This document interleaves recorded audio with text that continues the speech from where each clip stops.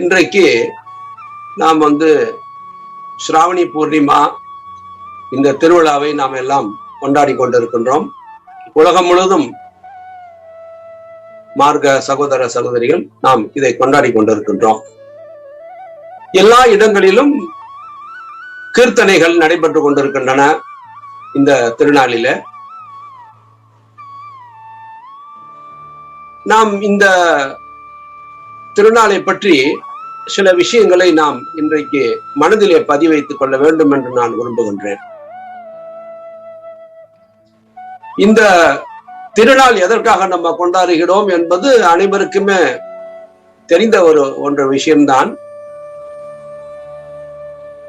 1939 ஆண்டு இதே ஸ்ராவணி பூர்ணிமா அன்று நடந்த ஒரு நிகழ்வு. அந்த நிகழ்வை தான் நாம் இன்றைக்கு கொண்டாடி கொண்டிருக்கின்றோம். இன்றைக்கு 82 வருடங்கள் ஆகிவிட்டன இந்த சம்பவம் நடந்து. எல்லோருக்குமே அந்த சம்பவம் தெரிந்திருக்கும்.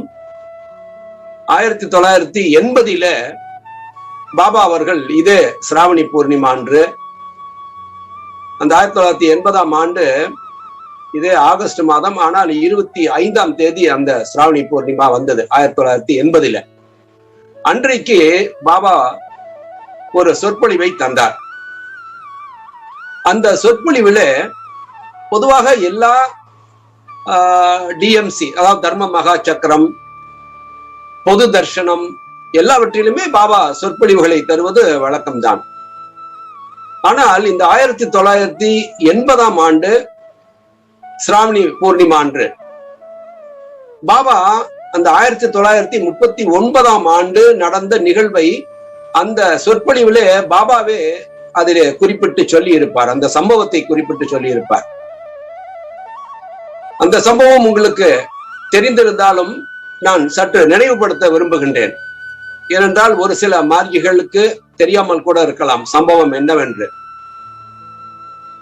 அன்று இதே ஸ்ராவணி பூர்ணிமா மாலை நேரம், சூரியன் மறைந்து நிலவு மேலே வந்திருக்கின்ற நேரம், சூரியனுடைய வெளிச்சம் மங்கி நிலவின் ஒளி வீச தொடங்கிய நேரம் அது.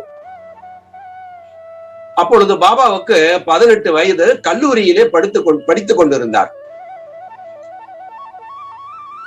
அன்று கங்கை ஆற்றங்கரை ஓரத்திலே பாபா அமைதியாக அமர்ந்து, பாபாவுடன் வேறு யாரும் செல்லவில்லை, பாபா மட்டும் தனியாக அந்த கங்கை ஆற்றங்கரை ஓரத்திலே அமர்ந்து நிலவை பார்த்து ரசித்துக் கொண்டிருந்தார்.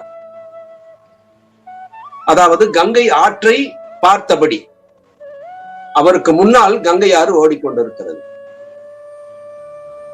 இரவு நேரம், மாலை முடிந்து இரவு நேரம் நெருங்கி கொண்டிருந்த நேரம். அப்பொழுது பாபாவுக்கு பின்புறம் இருந்து ஒரு நபர் வருவதை பாபா தெரிந்து கொண்டார். அந்த நபர் வருவதை திரும்பி பார்க்காமலேயே பாபா அந்த நபருடைய பெயரை சொல்லி, அவருடைய பெயர் காளிச்சரண், நீண்ட பெயர், ஆனால் சுருக்கமாக காளிச்சரண் என்று பாபா அவரை அழைத்து, வா, உனக்காக தான் நான் காத்து கொண்டிருக்கின்றேன் என்று பாபா சொன்ன பொழுது, அந்த மனிதன், அவனுடைய பெயர் இந்த காளிச்சரண் என்பது பாபா உச்சரித்த உடனேயே அந்த மனிதருக்கு மிகப்பெரிய மனதிற்குள்ளே ஒரு மிகப்பெரிய ஒரு மாற்றம், நெகிழ்ச்சி, அதை உணர்ந்தார் அந்த மனிதர்.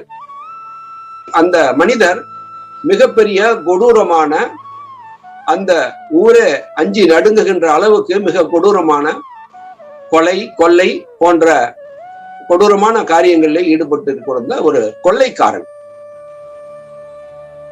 யாரும் அவன் வருகின்றான் என்று தெரிந்தால் கூட எல்லோரும் வீட்டின் கதவை சாத்தி கொண்டு பயந்து கொண்டு வீட்டிற்குள்ளேயே ஒளிந்து கொண்டிருப்பார்கள். அத்தகைய பயங்கரமான ஒரு மனிதன். பாபா அந்த மனிதரை அருகிலே அழைத்து, வா வா, உனக்காக தான் நான் காத்து கொண்டிருந்தேன், நீ வருவதற்காக என்று சொல்லி அவரை அருகிலே அமர்த்தி அவரிடத்திலே பேச்சு கொடுக்கின்றார். காளிச்சரண், நீ இது போன்ற ஒரு உன்னுடைய வாழ்க்கைக்காக இது போன்ற ஒரு காரியங்களை நீ செய்வது நல்லதா என்று கேட்கின்றார். இது உனக்கு பிடித்துதான் செய்கின்றாயா என்றெல்லாம் அவரிடத்துல பல விஷயங்களை பாபா கேட்கின்றார். அந்த நில ஒளியிலே பாபாவினுடைய தோற்றம், அவர் அந்த நிலவின் ஒளியிலே அந்த வெண்ணிற ஆடையிலே அவ்வளவு அழகாக அவர் மிக்க ஒளிமிக்க ஒரு தோற்றத்திலே இருந்தார். அந்த தோற்றத்தை பார்த்த அந்த கொள்ளைக்காரன், எல்லோரும் அஞ்சி நடுங்கக்கூடிய ஒரு மனிதனிடத்திலே ஒரு சிறிய வயது பையன் அச்சமின்றி என்னிடத்திலே பேசுகின்றான் என்று அவனுடைய மனதிற்குள்ளேயும் பல விஷயங்கள் ஓடின. அதே சமயத்திலே அவன் ஒரு கொள்ளைக்காரன் என்பதையே மறந்து பாபாவுடைய அந்த ஒற்றை வார்த்தையிலே, வா காளிச்சரண், உனக்காக தான் நான் காத்து கொண்டிருந்தேன் என்ற வார்த்தையிலேயே அவன் உருகி விட்டான். அப்போ அவனை அருகிலே அமர்ந்து பாபா அவனுடைய தொழில், இது போன்ற காரியங்களை அவன் செய்வதெல்லாம் அவனுக்கு உணர்த்தும்படி அவர் பேசுகின்ற பொழுது, அவன் உண்மையிலேயே பல விஷயங்களே அவர் பேசிக் கொண்டிருந்த நேரத்திலேயே அவனுடைய மனதிலே மிகப்பெரிய ஒரு மாற்றம் நிகழ்ந்து விட்டது. அப்பொழுது அவன் மனம் விரும்பி அதை செய்யவில்லை என்பதையும், அவன் பழக்கத்தின் காரணமாக அப்படி ஒரு காரியத்தில் ஈடுபட்டு அது அவனுக்கு தொழிலாகவே மாறிவிட்டதையும் அவன் பாபாவிடம் உரையாடி கொண்டிருந்த பொழுது, சரி, உனக்கு நான் நல்ல ஒரு வழியை காட்டினால் நீ இதை விட்டுவிட தயாரா என்று பாபா கேட்ட பொழுது அவன் மனம் அப்படி நெகிழ்ந்தவாறு, நிச்சயமாக நான் நீங்கள் சொல்லுகின்ற வழியிலே நான் செல்லுவேன் என்று உறுதிமொழி தந்துள்ளான். அப்பொழுது பாபா சொன்னார், இதோ இந்த கங்கை ஆற்றிலே நீ குளித்து எழுந்து வா, நான் இங்கேயே அமர்ந்திருக்கிறேன், பிறகு நான் உனக்கு நீ என்ன செய்ய வேண்டும் என்று சொல்லித் தருகிறேன் என்று பாபா சொல்லுகின்றார். அப்பொழுது காளிச்சரண் அந்த கங்கை நீரிலே மூழ்கி அவன் எழுந்து வருகிறான். பாபா அந்த காளிச்சரனை அமர வைத்து பாபா அவனுக்கு தீட்சை கொடுக்கின்றார். இதற்கு முன்னால் பாபா இந்த 18 வயதிலே 1939 வருடம், பாபா பிறந்தது 1921, இந்த சம்பவம் நடப்பது 1939, 18 வயது அப்பொழுது பாபாவுக்கு. யாருக்கும் அதுவரை பாபா தீட்சை தந்ததில்லை. இந்த மனிதருக்கு முதலாக தீட்சையை கொடுக்கின்றார். அதற்கு பிறகு அவனுக்கு அந்த மனிதருக்கு பாபா பெயர் சூட்டுகின்றார். இன்று முதல் நீ காளிகானந்தா என்று அந்த பெயரையும் சூட்டுகின்றார். அந்த காளிகானந்தா நமது இயக்கத்திலே யாருக்குமே தெரியாது, பாபாவுக்கு மட்டுமே தெரிந்த ஒரு நபர். இன்றைக்கு நமது தாதாக்கள் தீதிக்கள் யாருக்குமே அவரை நேரிலே பார்த்தவர் கிடையாது. இந்த சம்பவத்தை பாபா 1980 இந்த சிராவணி பூர்ணிமா என்று சொல்லி அதுல அந்த சொற்பொழிவிலே அந்த சம்பவத்தை நினைவுபடுத்தி இந்த சொற்பொழிவை சொல்லுகின்றார் என்றால், அப்ப அந்த சம்பவத்தோடு இணைந்த விஷயங்களே அந்த சொற்பொழிவிலே பாபா சொன்னார். ஆகவே இன்றைய அந்த நாளில எல்லா இடங்களிலும் கீர்த்தனைகள் நடைபெறுகின்றது. ஆனாலும் ஒரு விஷயத்திலுமே பாபா, ஒரு நிகழ்விலுமே பாபா மார்க்கிகளுக்கு நிறைய விஷயங்களை அவர் போதிக்கின்றார். எதற்கு என்றால், அதையெல்லாம் நாம் மார்க்கிகள் நமது வாழ்க்கையிலே கடைபிடிக்க வேண்டும் என்பதற்காகத்தான். அழகான சொற்பொழிவை, இனிமையான ஒரு சொற்பொழிவை எல்லாரும் ரசிப்பார்கள் என்பதற்காக அல்ல. ஒவ்வொரு வார்த்தைகளும், அவர் பேசிய வார்த்தைகள், உயிரோடு இருந்த காலத்திலே அவர் சொன்ன அத்தனையுமே மார்க்க சகோதர சகோதரிகள் அவர்களெல்லாம் தங்களுடைய வாழ்க்கையிலே கடைபிடிப்பதற்காக சொன்ன வார்த்தைகள். ஆகவே இப்பொழுது இந்த சம்பவத்துக்கும் பாபா அன்று நிகழ்த்திய அந்த சொற்பொழிவுக்கும் நான் தொடர்பு படுத்தி பார்த்தேன். எல்லாம் நாம் உலகம் முழுதுமே அதை இன்றைக்கு கொண்டாடி இருந்தாலும், அந்த குறிப்பிட்ட நாளிலே பாபா இந்த சொற்பொழிவை சொன்ன சில விஷயங்களை நான் சுருக்கமாக உங்களுக்கு சொல்ல ஆசைப்படுகின்றேன். பொதுவாக இந்த சம்பவத்தை நீங்கள் பாருங்கள். அவன் சாதாரண ஒரு கயவன் அல்ல. அதாவது ஒரு பாவம் செய்கின்றவர்களே பாவிகளிலே மிக கொடுமையான ஒரு பாவி. இதை எதற்காக நான் இதை சுட்டி காட்டுகின்றேன் என்றால், அத்தகைய ஒரு பாவம் செய்த ஒரு மனிதராக இருந்தாலும் தாரக பிரம்மாவால் தான் இது முடியும். அவர் சத்குரு என்ற வடிவிலே வந்து இத்தகைய ஒரு ஒரு வரத்தை அந்த மனிதருக்கு தந்து ஒரு மாமனிதராக ஆக்கினார். இதுல பல விஷயங்கள் இந்த சொற்பொழியில பாபா என்ன சொல்லியிருந்தார் என்றால், பாருங்கள், அவருடைய வாழ்க்கையை நீங்க எடுத்துக்கொள்ளுங்கள். அவருடைய ஒரு கொலைக்காரனாக ஒரு வாழ்ந்த வாழ்க்கை, ஒரு மனிதனாக. ஆக அப்படிப்பட்ட ஒரு வாழ்க்கை ஒரு மனிதன் வாழ்வது சரியா? ஒரு மனிதன் வாழ்வதற்காக அவனுக்கு வந்து உணவு, உடை, உறைவிடம் எல்லாமே அவனுக்கு இந்த பிசிக்கல் நீட்ஸ் எல்லாமே ஒரு மனிதனுக்கு இந்த உலகத்துல வாழ்ந்து கொண்டிருக்கின்ற வரையில் தேவைதான். அதற்காக அவன் வந்து உழைத்தாக வேண்டும். உடலால் உழைத்து அதற்கான வருவாயை ஈட்டி ஒரு சிறந்த வழியிலே ஒரு மனிதன் வாழ வேண்டும் என்பதுதான் மனிதனுக்குரிய ஒரு தர்மம். ஆனால் ஒரு தீயவனாக தீய தொழிலை செய்து இது போன்ற ஒரு வாழ்க்கை நடத்துவது அது உண்மையிலேயே அது பாராட்டத்தக்கது அல்ல. இங்கே அத்தகைய ஒரு பாவிக்கும் அவர் விமர்சனம் கொடுக்கின்றார் என்றால், இங்கே எல்லோருக்கும் இதை வந்து கிராண்டடா நாம எடுத்துக்க முடியாது. ஆனா இதன் மூலம் என்னன்னா, எப்பேற்பட்ட நமக்கெல்லாம் இதுல வந்து பாடம் வந்து சொல்வது என்னன்றால், இதெல்லாம் அந்த சொற்பொழிவிலே பாபா டிஸ்கஸ் பண்றாரு. என்னன்னா, ஒரு மனிதன் வந்து தன்னுடைய வாழ்க்கையை நடத்துவதற்காக, இந்த உலக தேவைகளை பூர்த்தி செய்து கொள்வதற்காக அவன் வந்து கஷ்டப்பட்டு முயற்சி செய்து அவன் உழைத்து அவன் பொருள் ஈட்ட வேண்டும். இவன் ஒரு ஒழுக்கத்தை பத்தி பாபா அதுல சொல்றாரு. என்னன்னா, அதாவது ஹிதார்த்தே சாசனம் இத்தியார்த்தே அனுசாசனம். ஒரு ஒழுக்கம் என்பது மனிதனுக்கு, இது போன்ற ஒழுக்கமற்ற ஒரு வாழ்க்கையை மனிதன் வாழக்கூடாது. இதன் மூலமாக பல விஷயங்களை பாபாவுக்கு தெளிவுபடுத்துகின்றார் இந்த சம்பவத்தின் மூலமாக, இந்த மனிதரின் மூலமாக. ஒழுக்கம் இல்லாத வாழ்க்கை என்பது, ஒழுக்கம்தான் அடிப்படை. சமுதாய வாழ்விலும் சரி, ஆன்மீக வாழ்விலும் சரி, ஒழுக்கம் இல்லாத வாழ்க்கை என்பது நிச்சயமாக குற்றங்களுக்கு அது வழிவகுக்கும். எங்கே ஒழுக்கம் குறைகிறதோ அங்கே குற்றங்களின் அளவு அதிகரிக்கும். இது அனைவருக்கும் தெரிந்த ஒரு விஷயம்தான். ஆகவே ஒரு மனிதன் ஒழுக்கத்தை வாழ்விலே கடைபிடிக்க வேண்டும். இந்த சமுதாய வாழ்க்கையிலும் சரி, சிலர் மனிதர்கள் அதாவது இந்த முயற்சியே அவர்கள் சரியான முயற்சி எடுக்காமல் வாழ்க்கையில ஒரு அந்த அறிவு சோம்பல், உடல் சோம்பல் போல அறிவு சோம்பலாக வாழ்ந்து கொண்டிருக்கின்றார்கள். எல்லாம் தலைவிதி இப்படி நடக்கட்டும், இது இப்படி நடக்கணும் இருக்குது, நடந்துருச்சு இப்படின்னு சொல்லி எது வாழ்க்கையில நடக்குதோ அதுக்கெல்லாம் ஒரு நொண்டி சாக்க சொல்லிக்கிட்டு, அது பகவானுடைய திருநாமத்தை சொல்லிக்கிட்டு எல்லாம் கடவுள் பார்த்துக்குவாரு இப்படின்ற மாதிரி ஒரு மனப்போக்கு மனிதர்களுக்கு இருக்கக்கூடாது அப்படின்னு அந்த சொற்பொழிவுல பாபா சொல்லுவார். அப்போ எல்லா ஒரு சிறந்த வாழ்க்கை வாழ்வதற்கு ஒழுக்கத்தை முதலிலே கடைபிடிக்க வேண்டும். ஒழுக்கம் இல்லை என்றால் இந்த மனிதனை போல அவன் கொலைக்காரனாக எவ்வளவு ஒரு பெரிய குற்றவாளியாக கூட ஒரு மனிதன் போகக்கூடிய அளவுக்கு போயிடும். அது வந்து உண்மையிலேயே அந்த மானவ தர்மத்திற்கு அது மிகவும் எதிரான ஒரு பாதையிலேயே நாம செல்லக்கூடிய ஒரு ஆபத்தை விளைவித்துவிடும். ஆகவே நாம் ஒழுக்கத்தை கடைபிடிக்க வேண்டும் என்பதை பாபா அந்த சொற்பொழிவிலே வலியுறுத்தி சொல்லி இருப்பார். அதே போல இப்போ குருவை எடுத்துக்கொண்டால் நமக்கெல்லாம் குரு கிடைத்திருக்கிறார். எத்தகைய குரு? இங்கே ஒரு ஆதாரத்தை பாபா நமக்கு காட்டுகின்றார். தாரக பிரம்மாதான் என்பதற்கு இங்கே ஒரு அத்தாட்சி.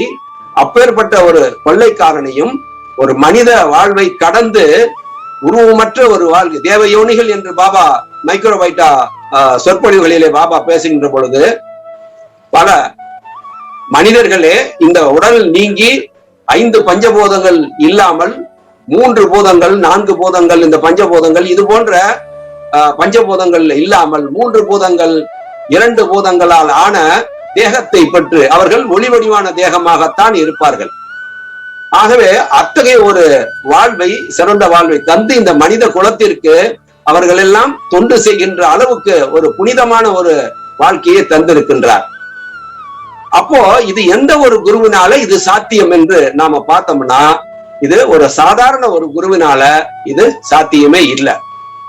இப்போ குரு என்பவர் எப்படி இருக்கணும் அப்படின்றதையும் அவர் பாபா அந்த சொற்பொழிவிலே சொல்லி இருப்பாரு.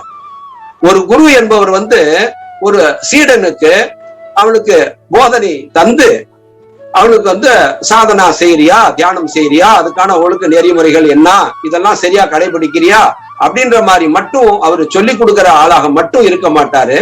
அவர் அந்த ஒரு சீடன் தான் சொல்லி கொடுத்த அந்த ஒரு ஒழுக்கத்தின் பாதையிலே செல்லாமல் தவறான ஒரு பாதையிலே செல்லுகின்ற பொழுது அவனை தண்டித்து கண்டித்து அவனை திருத்துகின்ற ஒரு பணியையும் அந்த குரு மேற்கொள்ள வேண்டும்.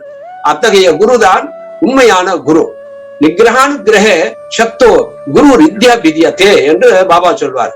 வெறும் அதாவது நிகிரகம் மட்டும் இல்ல, அனுகிரகமாம். ஒரு சீடனுக்கு தண்டித்து அவனை அவனுக்கு தண்டனைக்கு கொடுக்கிறது மட்டுமல்ல, அங்க அவன் அனுகிரகமாக அவனுக்கு அனுசரணையாகவும் அவன் இருந்து அந்த குரு இருந்து அன்பையும் காட்டுவார். அதே சமயத்துல அவன் தவறு செய்கின்ற பொழுது அவனுக்குரிய தண்டனையும் கொடுத்து அவனை திருத்துவார். அத்தகைய குரு என்பதையும் இந்த ஆனந்த மூர்த்தி அத்தகைய குரு என்பதையும் இந்த சொற்பொழிவிலே பாபா சொல்லி இருப்பார். ஆகவே இங்கே நமக்கு கிடைத்த குரு அத்தகைய குரு.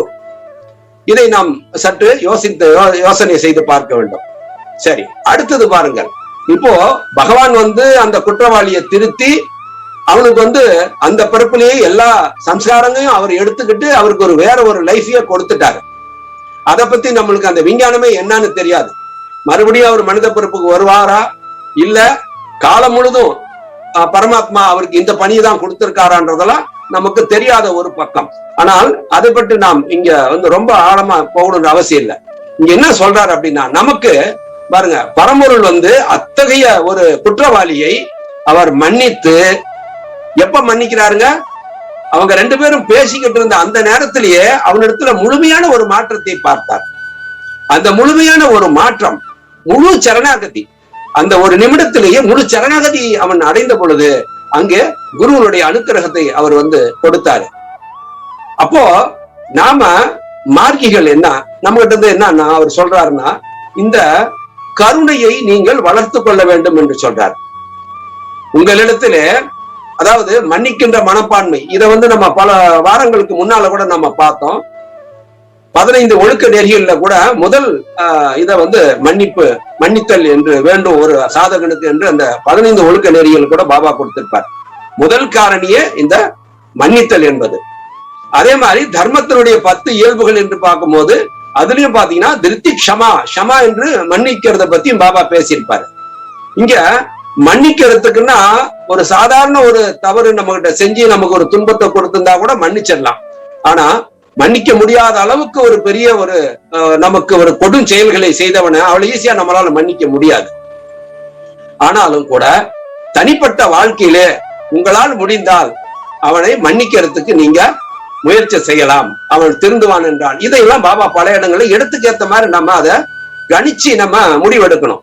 கண்ணை மூடி ஒரே இடத்துல மன்னிச்சுட்டாருன்னு மன்னிச்சிடவும் கூடாது. அந்த மாதிரியும் நம்ம முடிவெடுத்துக்க தெரிஞ்சுக்கணும். பாபா இங்க என்ன சொல்றாருன்னா, அதாவது இவன் ஒரு பயங்கரமான ஒரு குற்றவாளி தான். ஆனா நமது வாழ்க்கை முறையில நம்மளுடைய வாழ்க்கை நடைமுறை வாழ்க்கையிலே ஒரு மார்க்கிகள் ஒரு மனிதன் என்ன தெரிஞ்சுக்கணும் அப்படின்னா, எந்த ஒரு நிலையும் நிரந்தரமான நிலை அல்ல. இன்னைக்கு அவன் ஒரு பெரிய குற்றவாளியா இருந்தா அந்த நிமிடத்துக்கு முன்னால வரையிலும் காளிச்சரண் என்பவன் மிகப்பெரிய ஒரு கொடூரமான ஒரு குற்றவாளியாக இருந்தான்.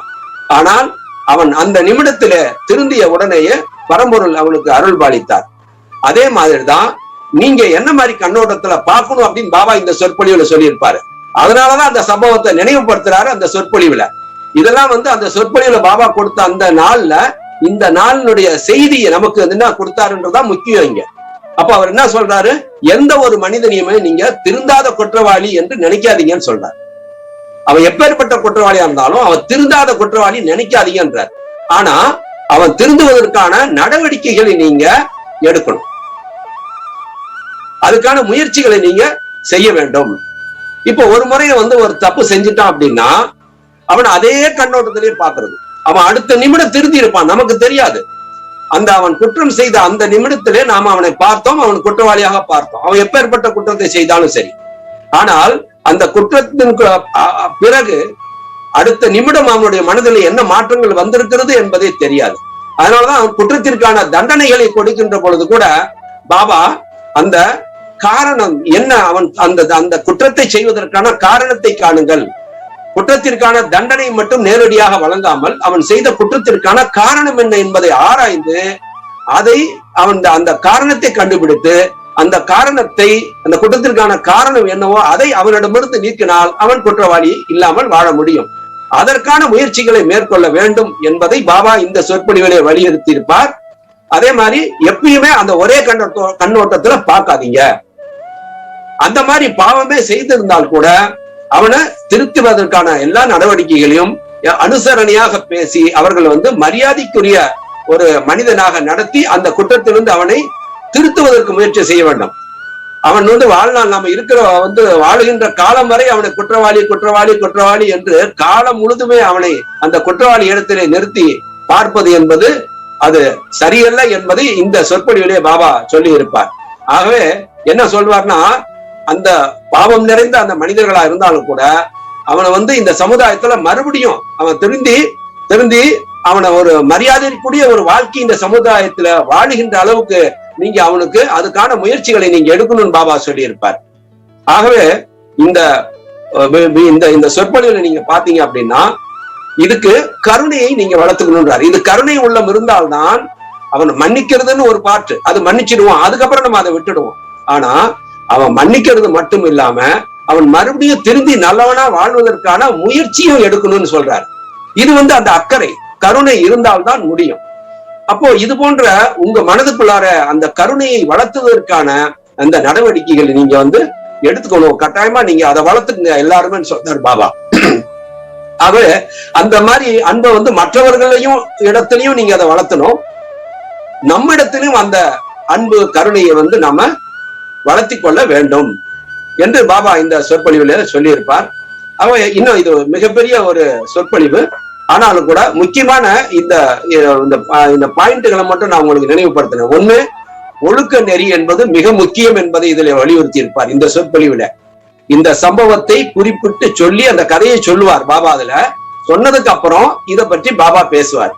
அப்போ அத்தகைய அந்த ஒரு மனிதனை சம்பந்தப்படுத்தி இந்த சொற்பொழிவுல அப்போ அவனுடைய முந்தைய வாழ்க்கை, அதுக்கு பிறகு தீட்சை வாங்கினதுக்கு அப்புறம் அந்த மனிதன் எப்படி மாறினான், இதை பார்த்து நீங்கள் என்ன கத்துக்கொள்ள வேண்டும், எதை நீங்க உங்க வாழ்க்கையில பின்பற்ற வேண்டும் என்று சொல்லுகின்ற பொழுது இந்த ஒழுக்க நெறி மிக மிக முக்கியமானது. அதை பாபா இன்னொன்னு சொல்லும்போது பாத்தீங்கன்னா, ஒரு கடுமையான முறையில நீங்க கையாண்டு கூட இந்த ஒழுக்க நெறியை நீங்க இந்த சமுதாயத்துக்கு நீங்க டீச் பண்ணணும்னு சொல்றாரு. கடுமையான முறையில கூட நீங்க ஒரு இந்த ஒழுக்கத்தை நீங்க நிலைநிறுத்துவதற்கான முயற்சியை மேற்கொள்ளணும்னு சொல்றாரு.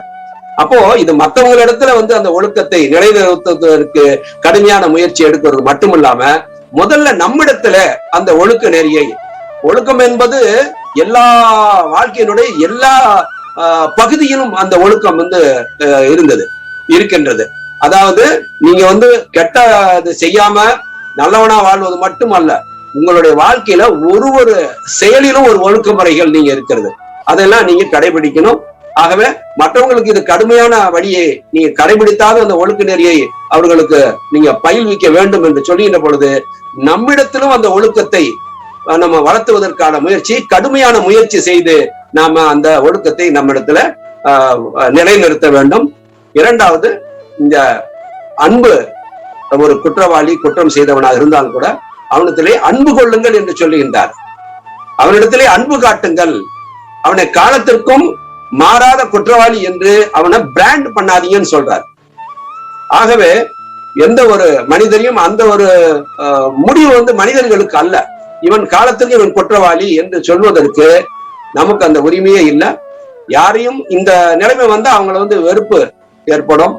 ஆகவே இது போன்ற இந்த சொற்பொழிவிலே பாபா இந்த நாளிலே குறிப்பிட்டு இந்த நாளிலே இந்த சொற்பொழிவை பேசியதால் நாம் இந்த விஷயங்களை இந்த சிராவணி பூர்ணிமாவனுடைய செய்தியாக, நற்செய்தியாக நாம எடுத்து நம்முடைய வாழ்க்கையில நம்ம கடைபிடிக்கணும்.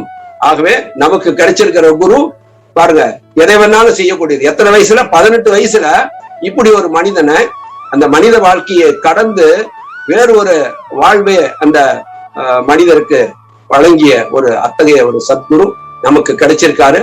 அப்போ அத்தகைய குருவனுடைய வார்த்தைகளை அவர் எதெல்லாம் நம்மளை பின்பற்ற சொன்னாரோ அதையெல்லாம் இந்த சிராவணி பூர்ணிமாவுடைய நற்செய்தியாக எடுத்து ஒவ்வொரு சிராவணி பூர்ணிமா பொழுதும் அந்த சொற்பொழிவை நீங்கள் திரும்ப திரும்ப பார்த்து நீங்கள் அதன்படி நினைவுபடுத்தி உங்களுடைய வாழ்க்கையில மேலும் மேலும் இந்த ஒழுக்க நெறியிலும் ஆன்மீக முன்னேற்றத்தையும் பெற வேண்டும். அதற்கான முயற்சியை நாம் மேற்கொள்ள வேண்டும் என்று சொல்லி இந்த சொற்பொழிவை முடிக்கின்றேன். நன்றி.